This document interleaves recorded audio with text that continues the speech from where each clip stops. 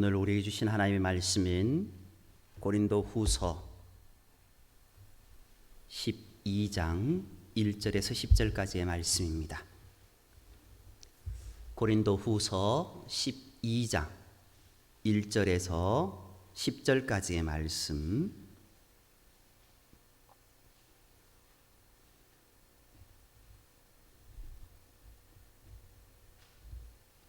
하나님의 말씀 제가 받들어 봉독하겠습니다. 고린도후서 12장 1절에서 10절까지의 말씀입니다.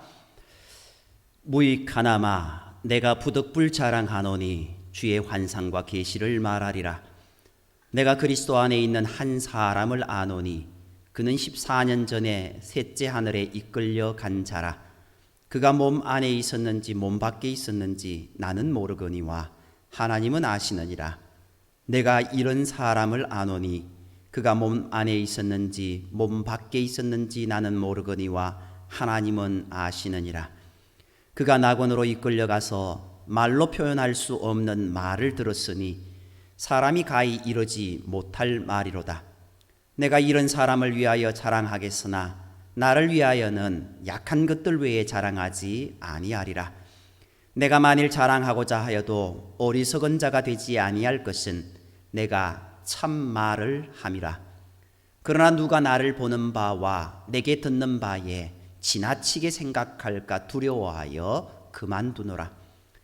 여러 계시를 받은 것이 지극히 크므로 너무 자만하지 않게 하시려고 내 육체에 가시 곧 사탄의 사자를 주셨으니 이는 나를 쳐서 너무 자만하지 않게 하려 하심이라. 이것이 내게서 떠나가게 하기 위하여 내가 3번 주께 간구하였더니 나에게 이르시기를 내 은혜가 내게 족하도다. 이는 내 능력이 약한 데서 온전하여 짐이라 하신지라. 그러므로 도리어 크게 기뻐함으로 나의 여러 약한 것들에 대하여 자랑하리니 이는 그리스도의 능력이 내게 머물게 하려 함이라. 그러므로 내가 그리스도를 위하여 약한 것들과 능력과 궁핍과 박해와 공고를 기뻐하노니 이는 내가 약한 그때의 강함이라. 아멘. 오늘 이 설교 말씀에 이 본문 말씀을 가지고 찬양 복음성을 지은 곡이 있죠. 우리가 잘 알 겁니다. 약할 때 강함 대신에 주님이 나의 모든 것 되신다라는 그 곡인데요. 어찌 보면 이 곡이 오늘 설교의 가장 핵심인 것 같습니다. 우리 이 곡을 한번 찬양하고 말씀을 다시 한번 상고하기를 원합니다.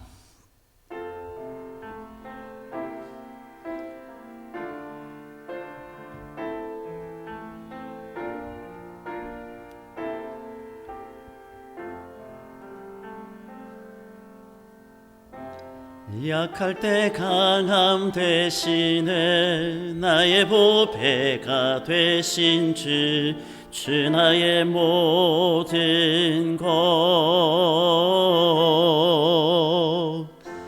주 안에 있는 보물을 나는 포기할 수 없네. 주 나의 모든 것. 약할 때 강함 대신에 나의 보배가 되신 주 나의 모든 것. 주 안에 있는 보물을 나는 포기할 수 없네. 주 나의 모든 것. 예수 어린 양 존귀한 이름. 예수 어린 양 존귀한 이름. 십자가 죄 사하셨네. 주님의 이름 찬양해. 주 나의 모든 것. 쓰러진 나를 세우고 나의 빈잔을 채우네. 주의 모든 것 십자가 죄 사하셨네. 주님의 이름 찬양해. 주 나의 모든 것. 쓰러진 나를 세우고 나의 빈잔을 채우네. 주 나의 모든 것. 예수 어린 양 존귀한 이름. 예수 어린 양 존귀한 이 예수 어린 양. 예수 어린 양 존귀한 이름. 예수 어린 양 존귀한 이름. 아멘. 아마 지금 우리의 모습이 가장 약한 때가 아닌가 생각되어집니다. 지금 대한민국의 상황을 한마디로 말한다면은 설상가상이다라고 이야기할 수 있을 것 같습니다. 좋지 않은 일이 연거푸 일어난다라는 뜻이지 않습니까? 코로나19로 인한 총체적인 위기, 집중호우가 초래한 산사태와 홍수, 최근 2주 사이 한반도를 강타한 3번의 태풍과 피해는 온 국민의 마음과 육체와 삶을 지치고 병들게 만들었습니다. 특히 우리들은 현장 예배를 드릴 수 없는 영적 고난까지 경험하고 있습니다. 모든 상황이 우리에게 가시가 되어 버렸습니다. 그러나 이 가시는 오늘 우리에게 설상가상의 고난 앞에서도 무릎 꿇지 않고 믿음으로 승리하라는 강한 메시지를 주고 있습니다. 오늘 본문에 나오는 바울에게도 육체의 가시가 찾아왔습니다. 사도 바울은 셋째 하늘의 신비한 세계까지 체험할 정도로 은혜의 최고봉에 올랐던 사람이었습니다. 하지만 그에게는 육체의 가시라고 하는 큰 고통이 있었습니다. 먼저 바울은 14년 전에 본 놀라운 삼층천의 환상에 대해 말하기 시작합니다. 바울은 이 같은 자랑이 거짓 사도에게 쉽게 속는 고린도 신도들을 향해 어쩔 수 없이 하는 것이라고 먼저 말합니다. 그리고 이것이 영적으로는 아무런 유익이 없는 것임을 밝히고 있습니다. 셋째 하늘에 올라간 바울은 사람의 말로 형언할 수 없는 소리와 놀라운 일들을 듣게 되었습니다. 그는 이 환상에 대해 표현하면서 보통 주의하는 것이 아니었습니다. 그는 자신을 한 사람 혹은 그라는 3인칭으로 불렀습니다. 또 이 체험이 몸 안에서 일어난 것인지 혹은 몸이 직접 하늘로 올라간 것인지 알 수 없다는 말을 2번이나 영겁함으로써 신중을 기하고 있습니다. 삼층천 경험의 내용에 대해서도 지극히 제한적으로 이야기를 합니다. 사실 그가 본 것은 너무나 놀라운 것이기에 책을 한 권 써도 부족할 것입니다. 그리고 그가 하는 말은 진실이기 때문에 아무리 자랑해도 부끄럽지 않았습니다. 그러나 바울은 이것으로 인해 사람들이 자신을 실제보다 더 높게 평가하게 될까 염려했습니다. 그가 병자를 일으키고 죽은 자를 살릴 때 아니면은 자신이 뱀에 물렸을 때도 신으로 추앙하고 스스로 흠이다라고 이야기하면서 높였던 그 모습이 있었지 않습니까? 바오들은 이처럼 영적인 깊이와 비밀을 간직하면서도 자랑하지 않고 묵묵히 자신의 사명을 감당해 나갔습니다. 바울은 예수님을 만나는 사건 후에, 그리고 오늘 본문 말씀을 보면은 내가 이런 삼층천의 그 은혜를 받은, 계시를 받은 것 이후에 너무 자만하지 않게 육체적인 질병을 앓게 했다라고 말씀하고 있습니다. 바울은 이 가시를 사탄의 사자라고까지 표현하고 있습니다. 사탄의 습성이 어떻습니까? 밤낮으로 성도들을 참소하고 파괴하고 시험하는 자입니다. 성도와 하나님을 대적하는 자를 하나님께서 자신 덕에 두셨다고 사도 바울은 그렇게까지 고백하고 있습니다. 이것이 바울에게는 고통이요 아픔이었습니다. 육체의 가시는 사탄의 사자처럼 그의 사역에 방해가 되었습니다. 하지만 바울은 이것을 제거해 달라고 간절히 기도하는 가운데 다시 놀라운 진리를 깨닫게 되었습니다. 그것은 자신이 연약하여 하나님께 매달릴 수밖에 없는 그때가 도리어 가장 강한 때이며 자신의 힘으로 무엇인가 할 수 있다는 자신감이 생길 때야말로 가장 연약한 순간이라는 것에 대한 깊은 각성이었습니다. 이 때문에 바울은 적극적으로 그리스도를 위해 당하는 약함과 모욕과 가난과 박해와 시련들에 대해 도리어 자랑하게 되었습니다. 그것이야말로 그리스도의 능력이 자기에게 온전히 머물게 하는 방편이 되기 때문이었습니다.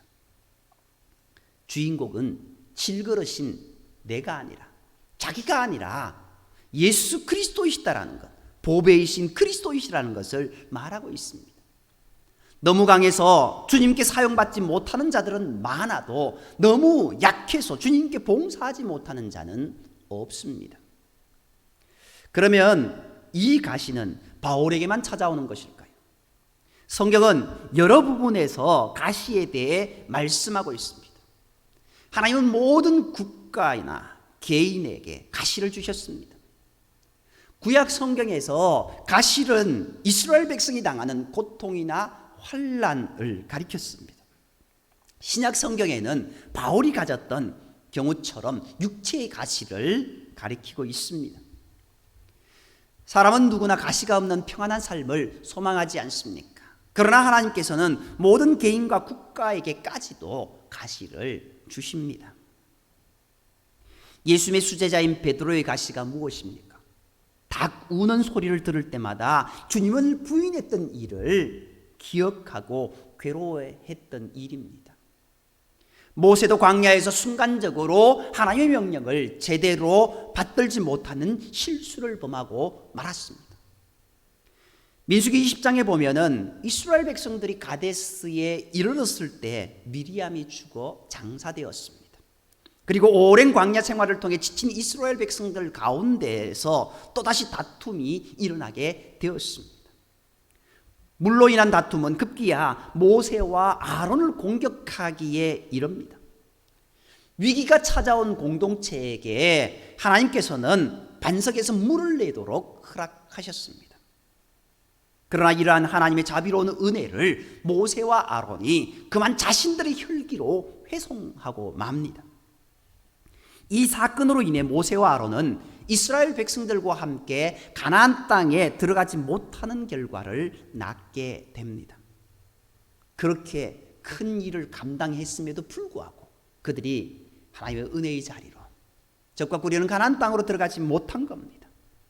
모세의 혈기가 하나님의 거룩함을 막았기 때문입니다.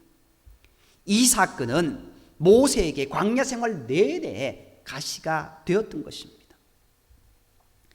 엘리야 선지자에게도 연약한 가시가 있었습니다.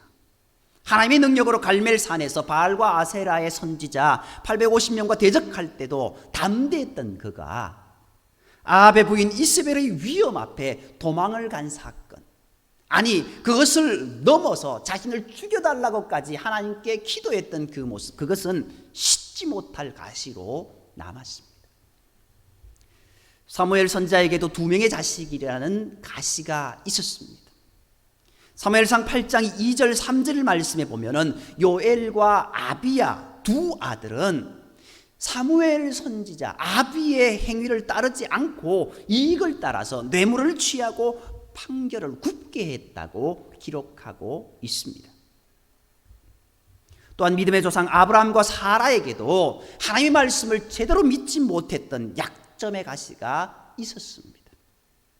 아브라함의 아내 사라에게 자식이 없자 여종 하갈을 통하여서 이스마엘이라고 하는 아들을 낳게 됩니다. 훗날 사라는 이삭을 낳자 이스마엘은 가시가 되었습니다. 이처럼 하나님께서는 개인뿐 아니라 어떤 조직, 기관, 국가에도 가시를 두셨다고 말씀하고 있습니다. 민수기 33장 35절 말씀을 보면 너희가 만일 그 땅의 원주민들을 몰아내지 아니하면 너희가 남겨준 자들이 너희 눈에 가시가 되고 너희 옆구리를 찌르는 것이 되리라고 말씀하셨습니다. 이는 이스라엘 전체에게 주신 국가적인 가시를 경고하고 있는 말씀입니다. 그렇다면 하나님께서 가시를 주신 이유는 무엇일까요? 개인의 가시나 어떤 단체의 가시나 당사자에게는 매우 괴롭지 않습니까? 마음속의 고통도 어려운 것이지만 육체의 가시도 참으로 견디기 어려운 것입니다.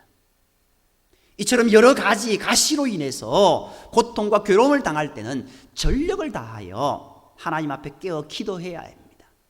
그리고 하나님께서 가시를 주신 이유를 깨닫고 그 뜻대로 합당한 길을 걸어가야만 합니다. 먼저 하나님께서 우리에게 가시를 주시는 이유는 겸손하게 하시기 위함입니다. 하나님께서는 바울 사도가 가졌던 높은 학문과 많은 지식 그리고 신비한 영적 체험이 그를 교만하게 할 수 있음을 아셨습니다. 하나님께서는 그의 교만을 꺾으시고자 육체에 가시를 주셨던 것입니다. 히브리 민족의 위대한 영도자였던 모세도 40년간이나 바로의 궁에서 애굽의 모든 지식을 통달할 수 있었습니다. 그러나 애굽 사람이 자신의 동족인 히브리인을 치는 것을 보고 그만 애굽 사람을 죽이는 바람에 미디안 광야로 도망하게 되었습니다. 모세는 40년간 광야 생활 속에 가시에 찔리면서 겸손을 익히게 되었던 겁니다. 이스라엘 백성들이 광야 40년을 보내게 된 것도 그들을 낮추시기 위함이었습니다. 신명기 8장 2절에서 3절 말씀을 보면 내 하나님 여호와께서 이 40년 동안에 내게 광야길을 걷게 하신 것을 기억하라. 이는 너를 낮추시며 너를 줄이게 너를 시험하사 내 마음이 어떠한지 그 명령을 지키는지 지키지 않는지 알게 하심이라. 너를 낮추시며 너를 줄이게 하시며 또 너도 알지 못하며 내 조상들도 알지 못하던 만나를 내게 먹이신 것은 사람이 떡으로 사는 것이 아니요 여호와의 입에서 나오는 모든 말씀으로 사는 줄을 내가 알게 하려 하심이라 라고 그렇게 말씀하셨습니다. 이처럼 하나님은 가시를 주셔서 하나님의 종들을 하나님의 나라를 겸손하게 낮아지게 만드시는 분이십니다. 교만은 패망의 선봉이요 인류 최초로 지었던 죄이기도 하지 않습니까? 사도 바울은 교만의 문턱에서 이 가시를 통해서 믿음으로 하나님 앞에 끝까지 온전하게 설 수 있었던 겁니다. 반면에 두로 왕은 정치에 성공한 유대의 왕으로서 모든 길에 완전하게 보였지만 그의 허물은 파괴와 멸망을 불러왔습니다. 그의 교만이 스스로 그를 망하게 했습니다. 두로 왕의 오만과 의욕을 하나님께서 그냥 보고 지나치지 않으셨습니다. 나아가 두로 왕과 함께 일어서고 눕고 걸어가던 나라 시돈도 두로 왕을 모방하다가 패망하게 되는 무서운 심판의 내용을 말씀하고 있습니다. 또한 하나님께서는요 우리에게 가시를 주시는 이유, 우리 속에 하나님의 능력과 영광을 나타내기 위함이다라는 것을 우리가 기억해야 됩니다. 고린도후서 12장 10절 말씀에 보면 사도 바울은 자신이 가시에 찔려 약해졌을 때 하나님의 강함이 나타나게 되었다라고 말씀하고 있지 않습니까? 야고보의 11번째 아들인 요셉도 아버지의 특별한 사랑을 받았으나 형제들의 미움의 가시로 애굽의 종으로 팔리고 보데발의 아내의 가시에 찔렸습니다. 그리고 마침내 옥에 갇히는 가시에 찔리게 되었습니다. 그러나 이러한 가시들을 통해 요셉은 그의 신앙의 인격이 완성될 수 있었습니다. 그의 동족을 기근에서 구원하고 이스라엘의 명맥을 이어갈 수 있었던 겁니다. 이 모든 과정에서 요셉은 온갖 가시를 통해서 하나님의 영광을 드러냈다라는 걸 우리가 잘 기억하지 않습니까? 우리가 이 모습이 있어야 됩니다. 하나님 감사합니다. 하나님을 향하여서 나의 모든 것 되시는 주님, 나를 인도하여 달라고 주님 앞에 무릎 꿇는 저와 여러분이 되어야 될 줄 믿습니다. 그리고 가시는 무릎 꿇게 한다라고 했지만 바른 기도의 자세를 가지게 한다라는 겁니다. 사도 바울은 자신이 가지고 있는 육체의 가시가 그의 신앙을 자라게 하는 귀한 도구였음을 고백했습니다. 그럼에도 그의 소원은 육체의 가시가 사라지는 것이었습니다. 가시는 바울에게 큰 고통을 안겨주었기 때문입니다. 이 일을 위하여 그는 하나님께 기도했습니다. 3번이나 기도했다고 이야기하고 있습니다. 그러자 하나님께서 응답해 주셨습니다. 이 응답에 바울은 즉각적으로 반응합니다. 우리는 여기에서 바울의 2가지 기도의 자세를 배울 수 있습니다. 첫째는 어떤 응답에도 기뻐했다라는 것입니다. 그가 이렇게 할 수 있었던 이유는 하나님의 주권을 믿었기 때문입니다. 바울의 응답이 어땠습니까? 내 은혜가 내게 족하다라고. 오히려 그 가시가 내게 큰 능력을 나타내는 도구다라고 그렇게 말씀하지 않습니까? 이것을 받았을 때 우리 같으면 기뻐할 수 없습니다.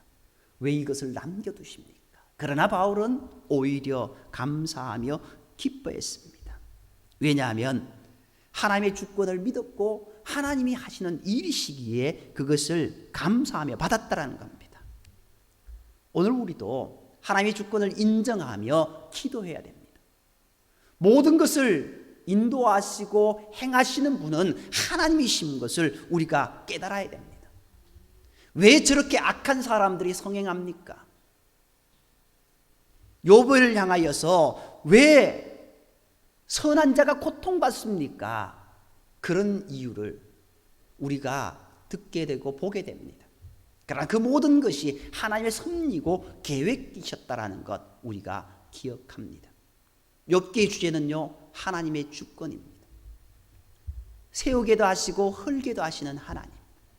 오늘 우리가 그것을 기억할 때 하나님이 주시는 평안함이 우리 가운데 있다라는 겁니다. 하나님이 하실 거야. 하나님이 하실 거예요. 만약 내가 한다고 한다면은 내 능력이 부족하면 아무것도 할 수 없습니다.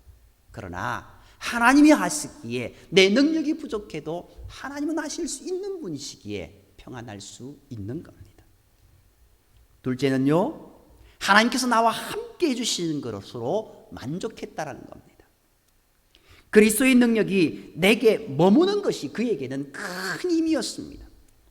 상황은 변하지 않는다 할지라도 하나님께서 나와 함께 해주시는 것만으로도 만족하다는 그 마음으로 하나님께 아뢰야 됩니다. 바울이 그러했습니다. 상황은 변하지 않았습니다. 그런데 하나님이 나와 함께 하십니다. 약한 그때에 곧 강함이라. 하나님의 그 능력이 나와 함께 하시기에 나는 강할 수 있다라는 것, 그것을 믿었던 겁니다.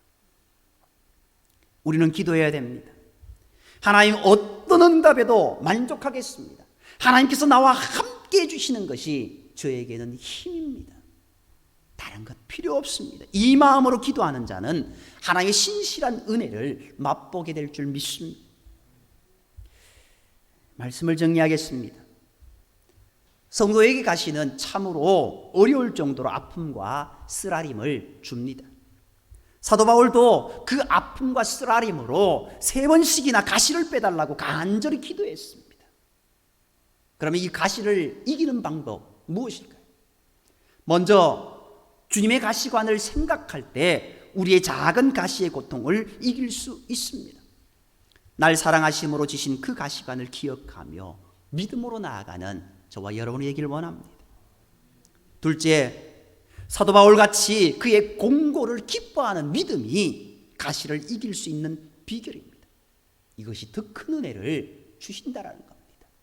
끝으로 가시를 피하려고만 하지 말고 오히려 그 가시를 정복하고 가시로 자신을 성숙한 신앙의 인물로 성화시켜야 됩니다. 오늘 바울이 그것을 하고 있지 않습니까? 가시 때문에 더 큰 능력으로 있게 되었다라고. 가시를 은혜로 받아들이고 감사하며 찬송과 기도로 하나님께 영광을 드러낼 때 진정으로 가시를 이길 수 있는 줄 믿습니다. 오늘 우리가 겪고 있는 끝을 알 수 없는 고난의 모든 순간에도 주님을 의지하고 믿음으로 나가는 저와 여러분이 되기를 간절히 소망합니다. 다윗은 고백했습니다. 내가 사망의 음침한 골짜기를 다닐지라도 해를 두려워하지 않을 것은 주께서 나와 함께 하심이라. 나의 힘이신 여호와여, 내가 주를 사랑하나이다. 여호와는 나의 반석이시요 나의 요새시요 나를 건지시는 이시요 나의 하나님이시요 내가 그 안에 피할 나의 바위시요 나의 방패시요 구원의 뿌리시요 나의 산성이시더라고 고백했습니다. 이 고백이 저와 여러분의 고백이 되어야 될 줄 믿습니다. 그때 주님으로 주시는 참된 위로와 평강이 오늘 설상가상으로 치닫고 있는 이 어려움의 상황 가운데서도 우리 삶에 가득 넘칠 줄 믿습니다. 날마다 주님을 바라보며 주님만 따라가며 주님과 동행하는 저와 여러분이 되기를 주님의 이름으로 축복합니다. 기도드리겠습니다.